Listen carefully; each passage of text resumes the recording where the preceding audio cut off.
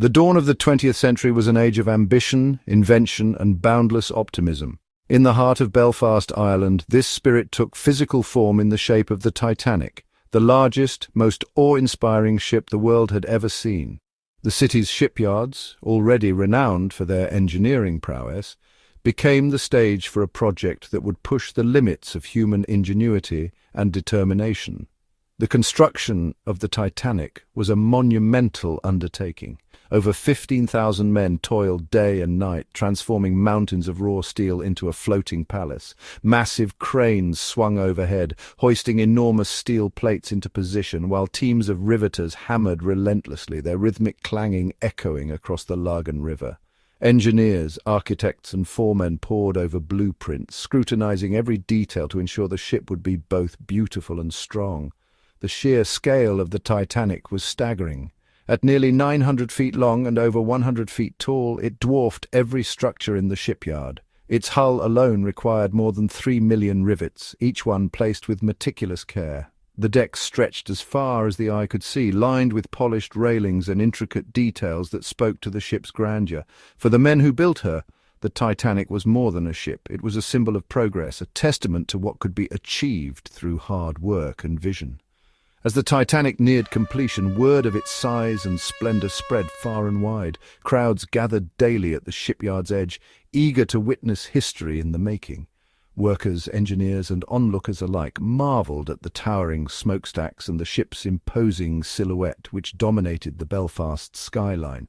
For many it was a source of pride, a project that would put their city and their labor on the world stage. The launch of the Titanic was a moment that would be remembered for generations. As the first rays of sunlight broke over the shipyard, the massive hull was readied for its maiden journey into the water. Engineers, shipbuilders, and dockworkers stood shoulder to shoulder, their faces alight with anticipation and pride. With a thunderous cheer, the Titanic slid down the slipway, her hull meeting the water for the very first time, a symbol of hope, progress, and the limitless potential of human achievement. What set the Titanic apart was not just its size, but its cutting-edge technology.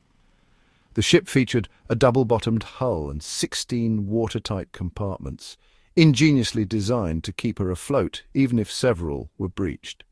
These compartments, likened to a giant ice cube tray, could be sealed off individually at the push of a button. Engineers and designers boasted that no disaster could threaten this marvel of modern technology, and the world believed them. Newspapers around the globe celebrated the Titanic's opulence and innovation. The ship's interiors were the height of luxury, boasting the finest woodwork, glittering chandeliers, and even a heated swimming pool, an unheard-of amenity at sea. The grand staircase, the smoking rooms, and the lavish dining halls were all designed to impress. For those who would travel aboard, the Titanic promised not just a journey, but an experience of comfort and adventure unlike any before. The anticipation for the Titanic's maiden voyage was electric. From London to New York, tickets sold out in record time. Men from every walk of life, businessmen, labourers, and adventurers, lined up for a chance to be part of history. For some, it was the promise of a new life. For others, the thrill of adventure or the prestige of travelling on the world's greatest ship. The docks buzzed with excitement as departure day drew near. The White Star Line, proud owner of the Titanic, spared no effort in promoting the ship's safety and comfort. Advertisements promised a smooth, luxurious journey across the Atlantic. Passengers boarded with confidence, trusting in the ship's reputation and the expertise of its builders. As they waved goodbye to friends and family, the sense of excitement and pride was palpable. The Titanic was more than a ship. It was a floating fortress. Its steel hull, reinforced with the latest technology, inspired confidence in all who saw it. Engineers and shipbuilders took immense pride in their creation, certain it could withstand anything the ocean might bring. The ship was a testament to the era's faith in progress and the power of human innovation. Across the British Isles and beyond, the Titanic became the talk of every town and city. In pubs, shops, and homes, men discussed the ship's size, speed, and luxury. Models of the Titanic appeared in shop windows, and posters adorned the walls of small towns.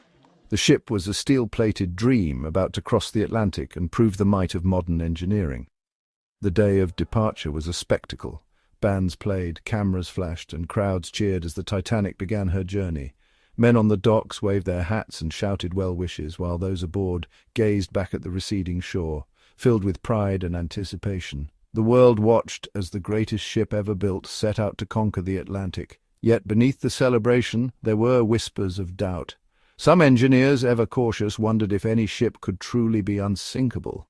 They reviewed blueprints and safety plans, aware that the ocean was a force beyond human control. The Titanic, for all its strength, would soon face the ultimate test. The vast, icy Atlantic awaited. The Titanic, hailed as unsinkable, was about to encounter dangers no one could have foreseen. The men at the helm and on deck prepared for whatever lay ahead, trusting in their ship and their skills, but knowing that fate could be unpredictable. What could possibly go wrong? As history would soon reveal, everything. The Titanic's story was only just beginning, and the world would never forget the lessons learned from this grand, tragic voyage. Constructing the Titanic was a monumental feat of engineering and human effort, demanding precise coordination, technical expertise, and relentless labor from thousands of skilled men. The journey began at Belfast's Harland and Wolff shipyard, a sprawling complex renowned for its advanced facilities and sheer scale. Here, the slipways were specially reinforced to bear the weight of the Titanic's massive hull, and the groundwork was laid for what would become the largest moving object ever built by hand at the time. The first step was assembling the steel framework. Teams of shipwrights, riveters and engineers worked around the clock in shifts, braving noise, heat and danger. Over 3 million rivets, each weighing up to 3 pounds, were driven by hand, with teams of 3 men, one to heat the rivet, one to hold it in place, and one to hammer it home. The sound of hammering echoed across the shipyard day and night. The double bottom was constructed first, a critical innovation for strength and safety. This structure, made of 2 layers of steel plates separated by a space, provided extra protection against grounding or collision. Workers meticulously inspected every joint and seam, using chalk and oil lamps to check for leaks and ensure watertight integrity. Next, the hull was divided into 16 watertight compartments, each separated by heavy steel bulkheads and fitted with massive steel doors. These doors could be closed remotely from the bridge, using an electric switch, a cutting-edge safety innovation. The system was tested repeatedly, with engineers timing how quickly the doors could be shut in an emergency. The engineering principle was straightforward. Even if up to 4 compartments flooded, the ship would remain buoyant.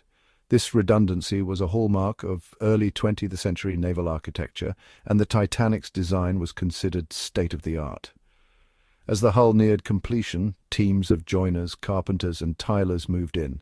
Skilled craftsmen installed intricate woodwork, laid thousands of tiles for the swimming pool, and assembled the Turkish baths. Every interior element was shaped, fitted and finished by hand, with master carpenters carving ornate details for the grand public rooms. The grand staircase was a masterpiece of precision joinery and ornate detailing. Craftsmen spent weeks fitting each baluster and panel, ensuring every piece aligned perfectly. The staircase became the centerpiece of the ship's interior, a symbol of the shipyard's pride and skill. Second- and third-class cabins were assembled with the same attention to detail.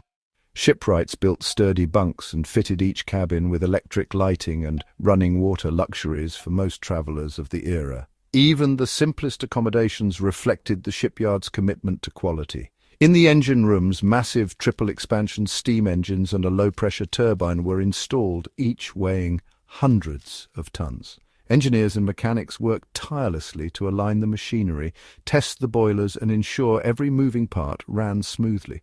Meanwhile, artisans painted and finished every piece of china and hardware, inspecting each item for flaws. 4 towering funnels were mounted atop the ship, 3 functional venting smoke from the boilers, and 1 added for aesthetic balance and to impress onlookers. The funnels, each over 60 feet tall, were hoisted into place by giant cranes, a feat requiring careful coordination. Once assembly was complete, the ship was carefully launched into the water. Thousands of men watched as the Titanic slid down the slipway, a gleaming testament to years of skilled labor and engineering. The launch was a moment of pride for every worker involved. The finished vessel was a marvel of mechanical systems, gears, pulleys, and engines all working in harmony, overseen by dedicated engineers. The ship's electrical systems, plumbing and ventilation were tested and retested, with teams troubleshooting every detail. The Titanic stood as a floating city, the result of meticulous planning, technical mastery, and the tireless work of countless skilled hands. Every rivet, every plank and every fitting told the story of men who built her, one step at a time with pride and precision. On the morning of departure, the docks were alive with anticipation. Men and boys from every walk of life gathered, their faces a mix of excitement, nerves and hope. Fathers clasped the hands of their sons, young boys gazed up in awe at the towering ship, and groups of men exchanged hearty handshakes and farewells. In first class, the elite of society, wealthy businessmen, influential politicians and celebrated artists, mingled in opulent surroundings. Their sons, dressed in miniature suits, explored the grand corridors while the men discussed business, politics and the promise of the new world. The air was thick with ambition and the confidence of privilege. Second-class cabins were filled with skilled professionals. Teachers, engineers, clerks, men who carried books, journals and the hope of advancement. Their sons, eager and curious, helped unpack suitcases and peered out portholes, dreaming of what lay ahead. The atmosphere was one of aspiration and quiet pride. Third class overflowed with labourers, farmers and young tradesmen, many accompanied by their sons. Boys clutched battered suitcases and travel papers, their eyes wide with hope. Fathers spoke quietly of new beginnings, while older boys exchanged stories of the lives they left behind. The lower decks buzzed with the energy of dreams and determination. Their quarters were modest, yet alive with laughter, music, and the hopeful chatter of men and boys forging new destinies. Boys played simple games on the bunks, while men shared stories of the lands they hoped to reach. Nearly 900 crewmen prepared the ship for departure. Engineers checked the massive machinery, stokers readied the roaring boilers, and stewards polished silverware to a shine. Young cabin boys, eager to prove themselves, polished brass railings and rang the ship's bell, their faces beaming with pride at their important roles. At the helm stood Captain Edward Smith, a seasoned mariner, rallying his officers and deckhands for the voyage ahead. Young deckhands, some barely older than boys, stood at attention, eager to serve under the legendary captain. Across every deck, men and boys from different backgrounds, some in crisp uniforms, others in worn coats, shared anticipation and nervous excitement. The ship was a world unto itself, united by the promise of adventure and the unknown. As the Titanic prepared to set sail, these men and boys, passengers and crew alike, stood ready, united by hope, courage, and the promise of a new journey across the ocean. The first day at sea dawned bright and clear. Blue skies stretched above the Titanic as she glided smoothly through calm waters. The ship's 4 towering smokestacks sent gentle plumes into the morning air, while seagulls circled overhead, their cries echoing across the decks. Crew members moved briskly along the decks, tending to their duties and ensuring everything ran with precision. Sailors coiled ropes and polished brass railings until they gleamed, while officers oversaw the ship's operations with practiced eyes. Male passengers strolled the promenade, exchanging greetings and admiring the endless ocean views. Some leaned on the railings, scanning the horizon with binoculars, while others gathered in small groups to share stories of their travels. The deck bustled with activity as men played games of shuffleboard, quoits or chess. Laughter and friendly competition filled the air, and some enjoyed a brisk walk in the fresh sea breeze, savouring the freedom of the open ocean. In first class, gentlemen visited the state-of-the-art gymnasium, trying out rowing machines, stationary bikes, and even boxing with a sparring partner. Others took a refreshing swim in the ship's heated pool, relishing the luxury and novelty of such amenities at sea. Below deck, the engine crew worked tirelessly, shoveling coal into the roaring furnaces and keeping the mighty ship moving forward. Engineers checked gauges and dials while firemen wiped sweat from their brows, their efforts powering the Titanic's journey.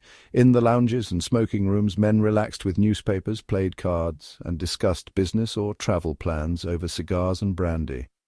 The air was thick with conversation, the clink of glasses and the shuffle of the cards. On the bridge, officers and the captain kept a careful watch, guiding the Titanic steadily westward. Navigators used sextants and charts, ensuring the ship stayed on course through the vast Atlantic. As evening approached, the ship glowed with promise, her crew and passengers settling into the rhythm of life at sea. Men gathered on deck to watch the sunset, while crew members secured the lifeboats for the night. Spirits were high as men shared stories and laughter under the stars, some playing cards by lantern light, others taking a final stroll before turning in. The crew patrolled the decks, ever vigilant, yet beyond the ship's warm glow, the icy Atlantic waited in the darkness, silent and watchful. On April 14, 1912, the North Atlantic was eerily calm and bitterly cold, the sea's surface smooth as glass beneath a canopy of stars. This rare stillness made it nearly impossible to spot icebergs, as there were no waves breaking at their bases to give them away. The Titanic, a marvel of engineering, pressed forward at nearly full speed, despite receiving multiple ice warnings throughout the day. On the bridge, the captain and his officers reviewed the latest ice warnings, but the decision was made to maintain speed. Confidence in the ship's design and watertight compartments was high.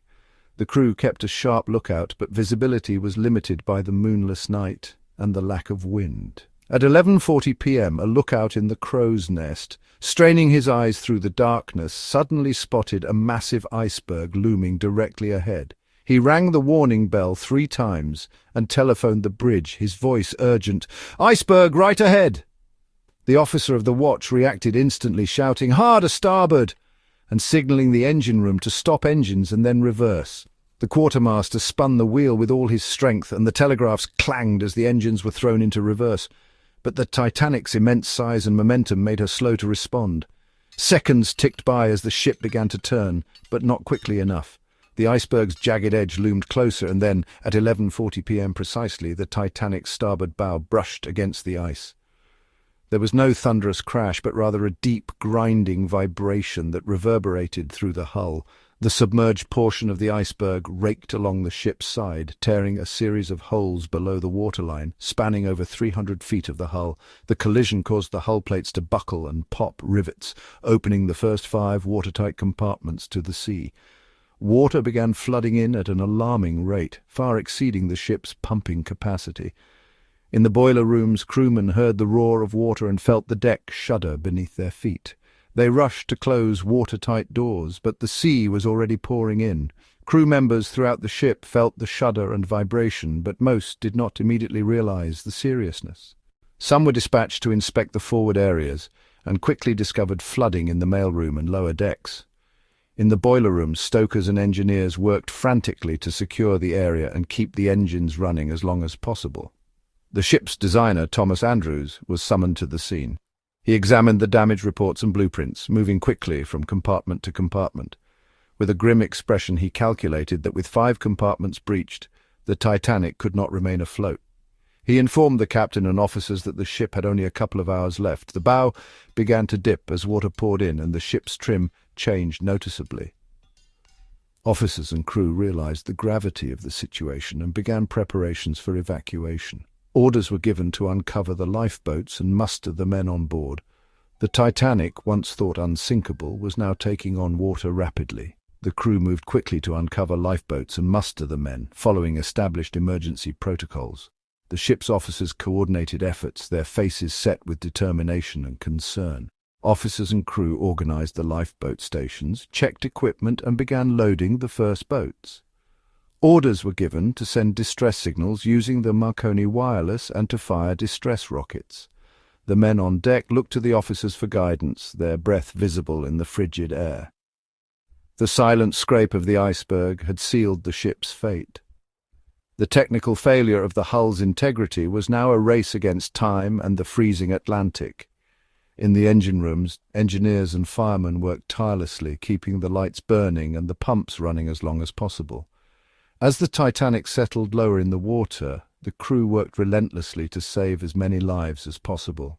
The world's largest ship was now in its final hours, and the cold ocean awaited. The men on board braced themselves for what was to come, united in their determination and courage as the disaster unfolded, moment by moment. In the moments after the collision, Captain Smith sprang into action, shouting orders as his officers rushed to alert the crew and male passengers.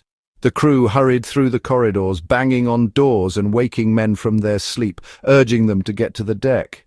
The male crew worked frantically to uncover and lower the lifeboats, shouting instructions over the rising noise. Many male passengers gathered near the boats, some debating what to do, others hesitating at the railings, unable to believe the unsinkable ship was in real danger. As the band played to steady nerves, the crew struggled to fill the lifeboats. Many men refused to board, convinced the ship would stay afloat, so lifeboats left half-empty while groups of men watched in disbelief from the deck. It soon became clear there were not enough lifeboats for everyone. The male crew and passengers counted the spaces, realizing only about half of those on board could be saved. Worry and frustration spread among the men as they exchanged anxious glances. Amid the chaos, men were separated from friends and forced to make impossible choices. Some tried to find space in the lifeboats, while others stayed behind, helping the crew or searching for familiar faces in the crowd. The ship tilted sharply, lights flickered, and panic swept the deck. The male crew shouted for order as men clung to railings or helped each other stay upright on the slanting deck. As the Titanic broke apart, the male crew and passengers were thrown into the freezing Atlantic. Some jumped from the stern, others clung to debris, all struggling in the icy water as the ship vanished beneath the surface. Survivors in the lifeboats, mostly men, huddled together, shivering and listening helplessly to the desperate cries of those left in the icy water. Some called out for help, while others rowed or scanned the horizon for rescue. Hours later, the Carpathia arrived. The male crew and passengers who survived the night's ordeal were pulled aboard, collapsing in relief and huddling together for warmth. Over 1,500 lives were lost in the cold, dark sea, most of them men, left with no escape as the Titanic disappeared forever into the Atlantic. In the chaos, the voices of Titanic's male survivors and crew offer powerful insight into the tragedy. Their stories, told in journals, interviews, and memoirs, reveal the harrowing reality of that night. Lawrence Beasley, a second-class teacher, survived and later wrote a vivid account of the disaster. He described the confusion as men rushed to the deck, the bitter cold that bit through every layer, and the haunting silence that followed as the ship slipped beneath the waves. Beasley recalled, "The sea was calm, the stars bright, but the silence was the most dreadful thing of all." Wireless operators Jack Phillips and Harold Bride worked relentlessly, sending distress signals until the very last moment. Bride later recounted how Phillips continued to tap out SOS messages even as water flooded the room, refusing to leave his post. Bride himself was swept off the ship by a wave, clinging to an overturned lifeboat through the freezing night. The engineers and crew in the engine rooms stayed at their posts, keeping the lights burning so others could find their way to safety. Leading stoker, Frederick Barrett, later described the rising water and the desperate struggle to keep the pumps running. Many of these men sacrificed their own chances of escape, choosing duty over survival. Many men, including the ship's band, chose to remain on deck, playing music to calm passengers and maintain order as the ship's end drew near. George Beauchamp, a fireman, remembered the band's music drifting over the chaos, giving the men a sense of calm and unity in their final moments. Captain Smith was last seen on the bridge, steadfast in his duty, going down with his ship as a symbol of leadership and responsibility. Officers like Charles Lightoller took charge of lifeboat loading, later recounting the struggle to maintain order and the weight of command as the ship's fate became clear. These men's testimonies and actions reveal lessons of duty, sacrifice, and resilience in the face of disaster. Fireman Beauchamp described the bitter cold and exhaustion as he rowed through the night, while Lightoller spoke of the relief and guilt that haunted survivors. Their stories remind us that the Titanic's legacy is shaped by the courage and choices of its men. Each testimony adds a layer to our understanding of that fateful night. In the darkest hours, the human spirit endured. The lessons and bravery of Titanic's men live on, their voices echoing across time as a testament to resilience and brotherhood. The sinking of the Titanic revealed profound shortcomings in ship design, engineering assumptions, and maritime procedures. The disaster became a turning point, prompting a thorough re-examination of how ships were built, equipped, and operated. Confidence in so-called unsinkable engineering was shattered. The tragedy exposed the dangers of over-reliance on advanced technology without adequate safety measures, highlighting the necessity for rigorous, enforceable safety standards in shipbuilding and operation. Investigations led to sweeping regulatory changes. Ships were now required to carry enough lifeboats for every person on board, regardless of the vessel's size or class. This marked a significant shift from previous practices where lifeboat numbers were based on tonnage rather than capacity. Regular lifeboat drills became mandatory, ensuring that all crew members were trained to respond quickly and efficiently in emergencies. This procedural change aimed to eliminate confusion and improve coordination during evacuations. The International Ice Patrol was established to monitor iceberg dangers and provide timely warnings to ships. Enhanced navigational protocols required ships to adjust speed and course in hazardous conditions, prioritizing safety over schedules. Continuous radio watchkeeping became a requirement after it was discovered that missed distress signals contributed to the tragedy. Upgrades in communication technology and stricter protocols for radio operators ensured that emergency messages would be received and acted upon without delay. Technical and engineering standards were overhauled.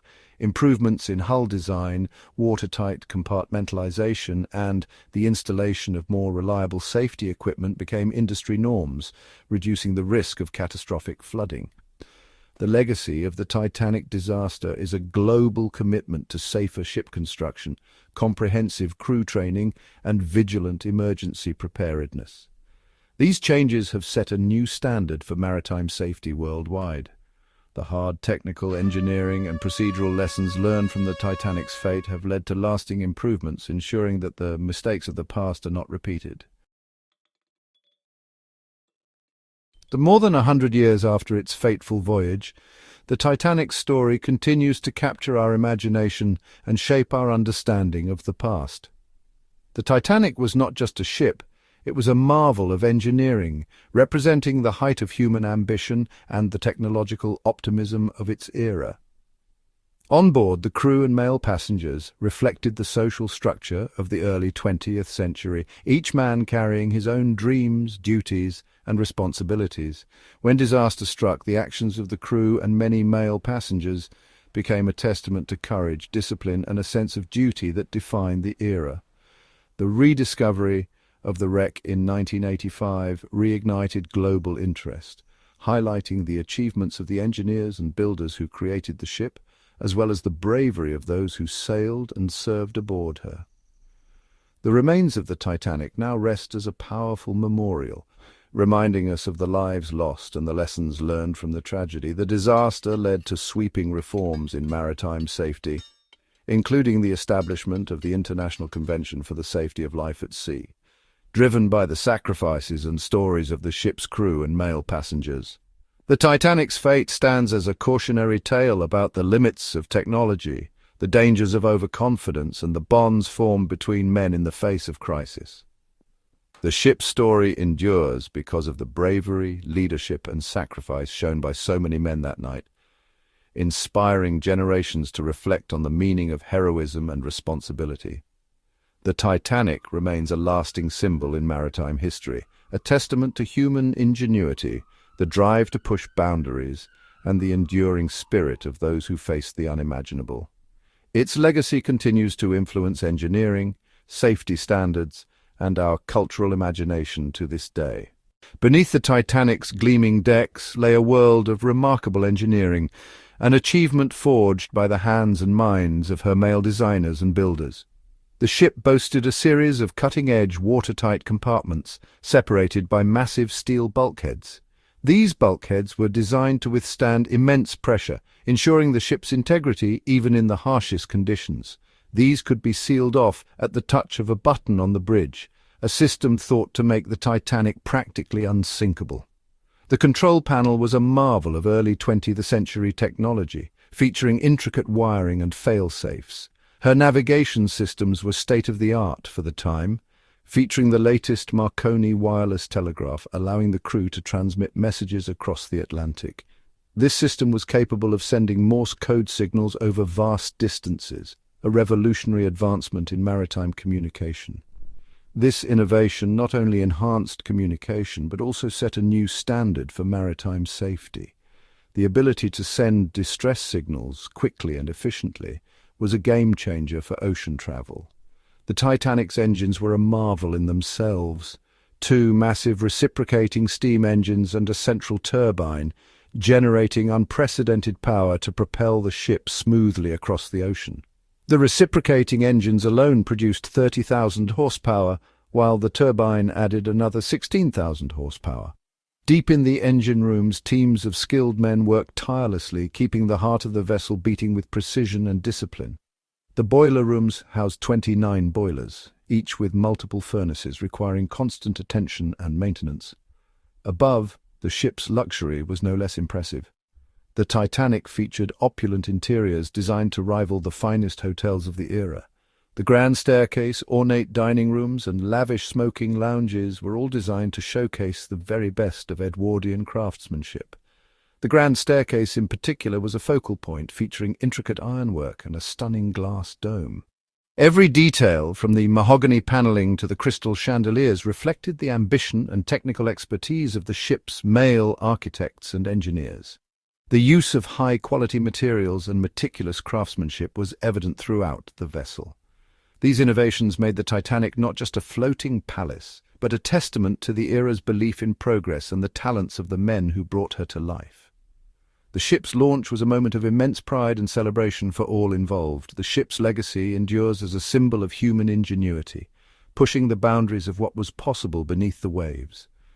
The Titanic remains a poignant reminder of the heights of human achievement and the relentless pursuit of innovation.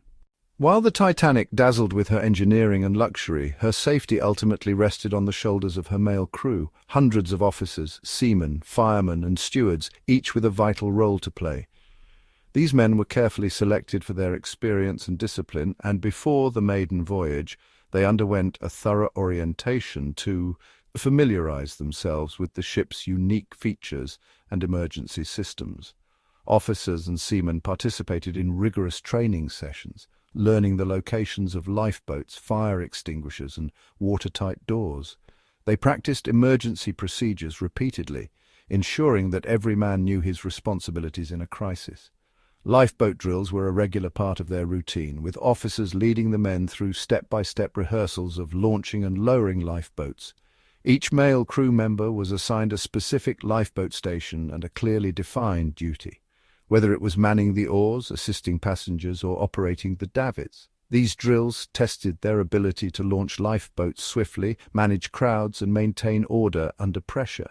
The men practiced crowd control techniques, learning to direct passengers calmly and efficiently. Challenges were ever present. The sheer size of the Titanic and the complexity of her layout made coordination difficult, especially for new crew members. The vastness of the ship meant that even experienced sailors had to adapt quickly, memorizing the intricate network of corridors and stairways. Communication was a constant challenge. Orders had to be relayed across multiple decks and through maze-like passageways. To overcome this, the crew practiced using megaphones, hand signals, and whistle codes to ensure messages reached every corner of the ship. Some men struggled to memorize the labyrinthine layout, but repeated drills and map study sessions helped them gain confidence. Coordination across decks was rehearsed, with teams assigned to specific areas and clear chains of command established for emergencies.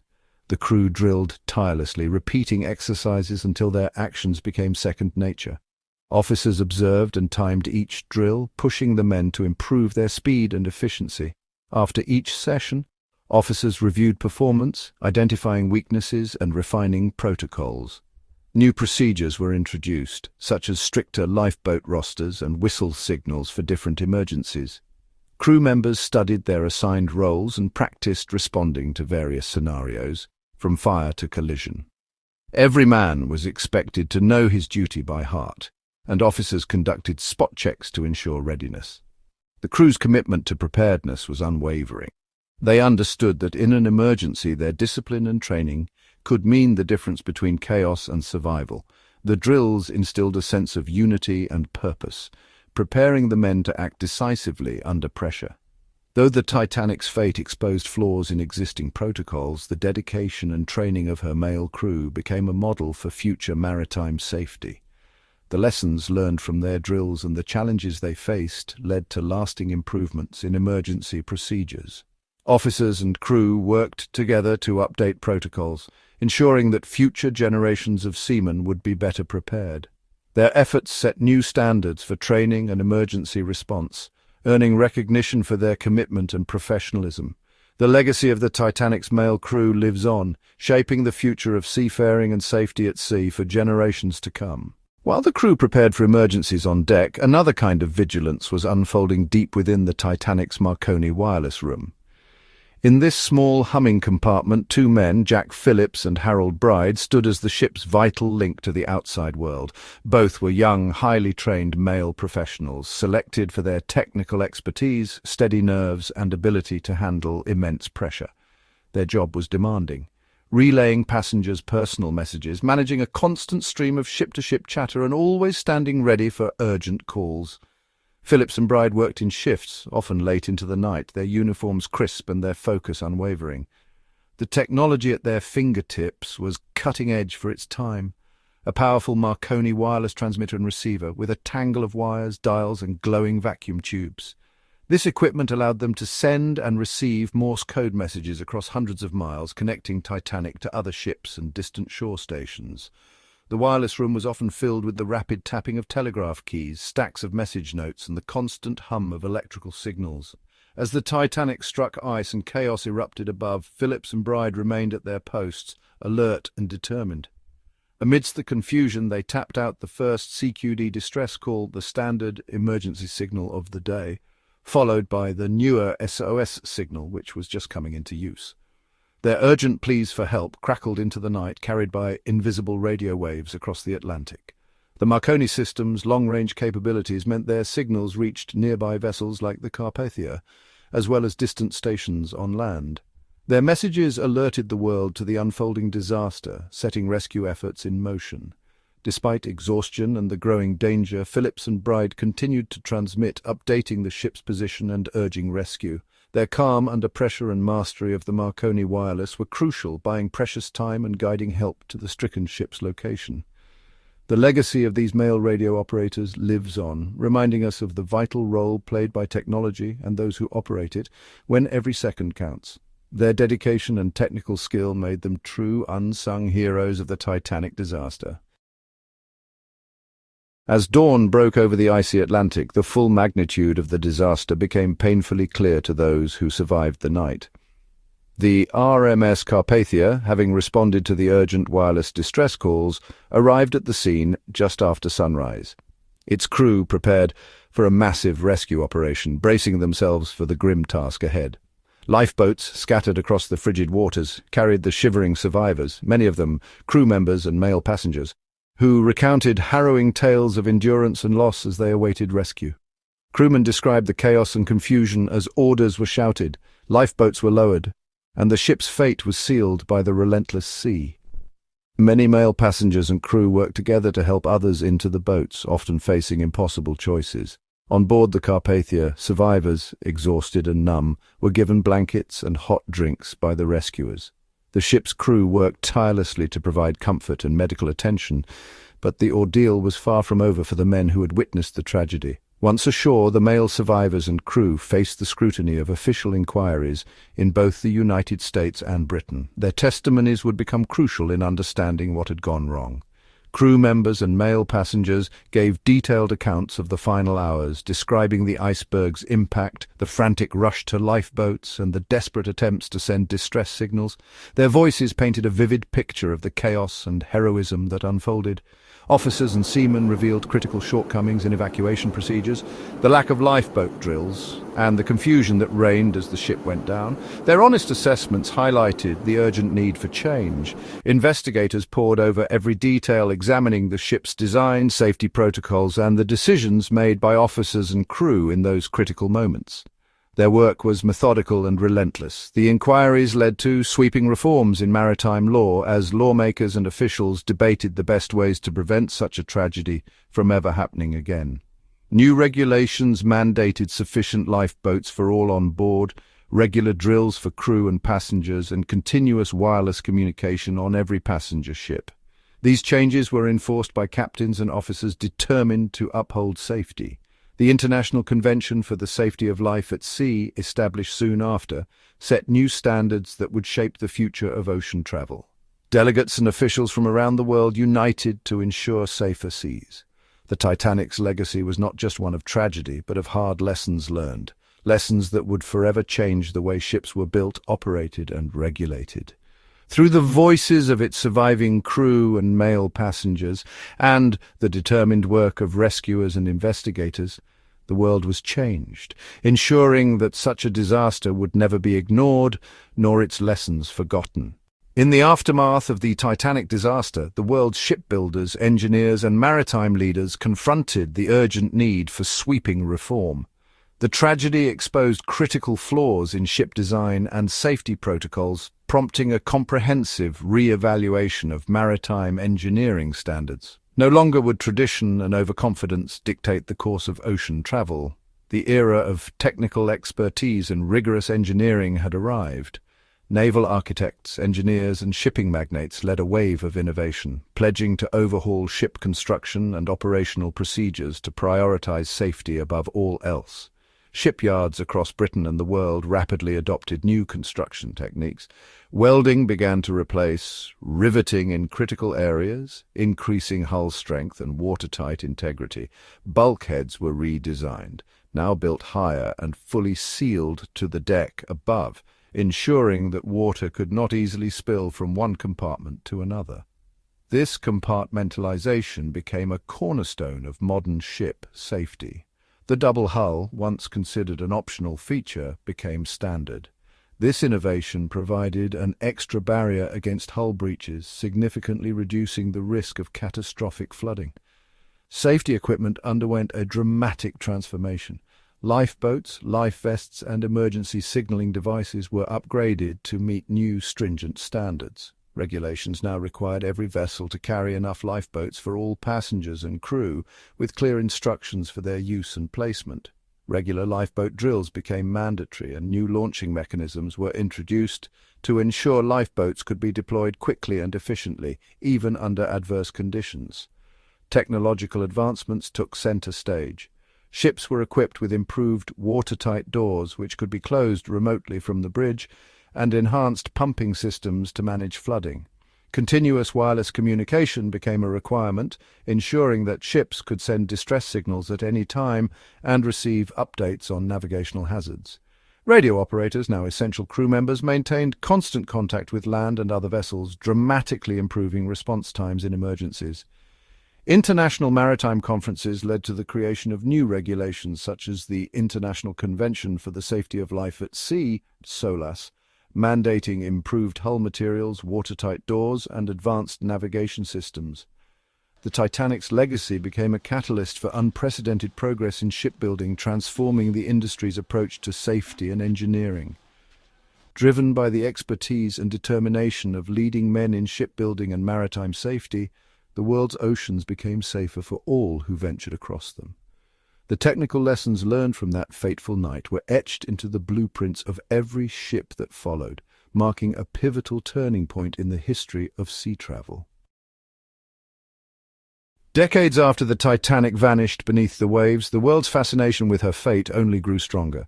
For generations, the exact location of the great ship remained one of the ocean's most enduring mysteries, hidden beneath 2.5 miles of frigid North Atlantic water.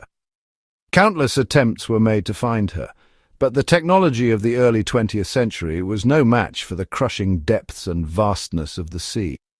It wasn't until 1985 that a breakthrough came. A team of determined male explorers, led by Dr. Robert Ballard and Jean-Louis Michel, set out on a daring mission to solve the mystery once and for all. Equipped with the latest in deep-sea technology, the team used advanced sonar systems and deep-diving submersibles. These machines, operated by skilled male scientists and engineers, scanned the ocean floor for any sign of the lost liner. After days of meticulous searching, the sonar revealed a vast debris field. Following this trail, the explorers finally located the Titanic's broken hull. her bow and stern separated but unmistakable. The discovery was a triumph of engineering, teamwork, and the relentless spirit of these pioneering men. Using remotely operated vehicles, the explorers captured haunting images of the ship's grand staircase, rusted railings, and scattered relics, each photograph a testament to their technical skill and perseverance. These missions, led by expert male scientists and seasoned explorers, brought the Titanic's story back to the surface, offering unprecedented glimpses into a world frozen in time.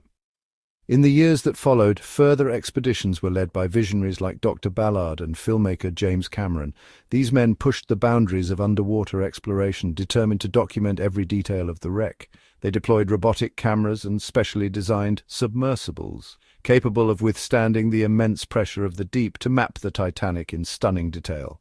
Through their efforts, new insights were uncovered about the ship's final moments and the powerful forces that tore her apart. The discovery of the Titanic was more than a technological achievement.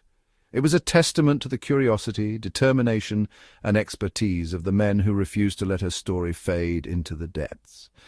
Thanks to the vision and relentless pursuit of these explorers, the lost giant was finally revealed, her secrets shared with the world, ensuring her legacy would endure for generations to come. Hidden beneath the Titanic's elegant decks lay a world of raw power and mechanical precision, a testament to early 20th century engineering. At the heart of the ship, an army of colossal engines and roaring boilers worked tirelessly, driving the largest moving object of its time across the Atlantic. The Titanic boasted 29 massive boilers, fueled by over 600 male firemen and trimmers who toiled in the heat and darkness below. Each boiler was hand-fed with coal, their fires stoked around the clock. The resulting steam powered two enormous reciprocating steam engines and a central low-pressure turbine, together generating over 46,000 horsepower. This trio of engines turned three giant propellers, propelling the ship smoothly through the ocean at nearly 22 knots.